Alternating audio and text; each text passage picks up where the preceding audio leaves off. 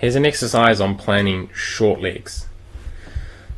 This course here is long leg and then 2 short legs followed by a long or medium leg, some short ones, and that pattern repeats: long, bundle of short, like that.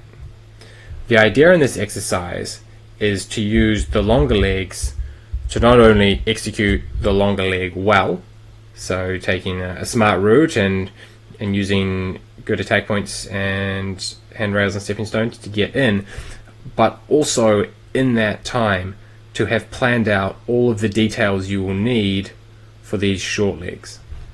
So again, on this longer leg, we maybe decide that we're going to do it this way, but by the time you've got to 29, you have to have 30 and 31 also planned out. And that means that you know what handrails, stepping stones, and attack points you're going to use.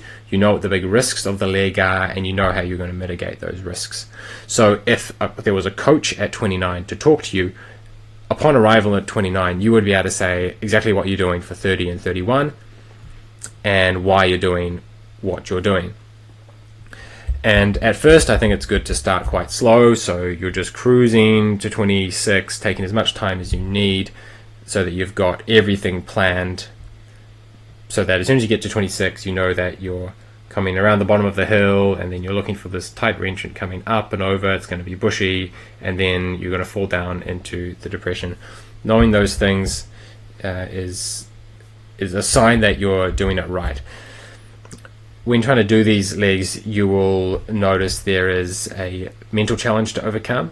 You want to pay attention to what you're currently doing, and you're not so emotionally concerned about something in the future, and we have to overcome that and get this multitasking going ahead. And you also find that multitasking is hard. You will get focused on the planning ahead and then forget that you're supposed to be doing the current leg, and so finding that balance is a really important skill.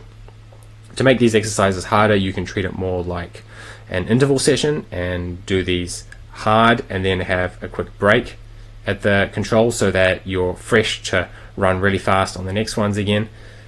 Or if you want to find some space in between, it could be to do the long leg at a moderate or slow pace, but you have to plan really hard because you have to run the short legs really hard.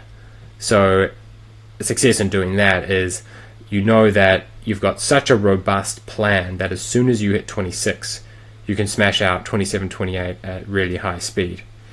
Or thinking about this one later on, you've got only a moderate leg in quite detailed terrain to get to 38, and once you hit 38, you've then got to go full speed 39, 40, 41, and in order to do those at full speed, you have to have a fair idea about what your strategies, what attack points and stepping stones you're going to be using for 38, 39, 40, 41 before you get to 38.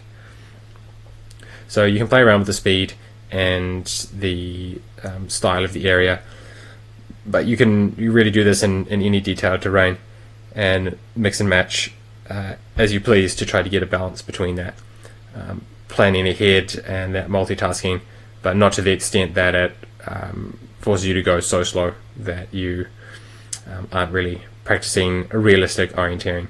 So the long leg should be long enough that you do have enough time to actually plan the short legs, and it's not just one whole orienteering interval.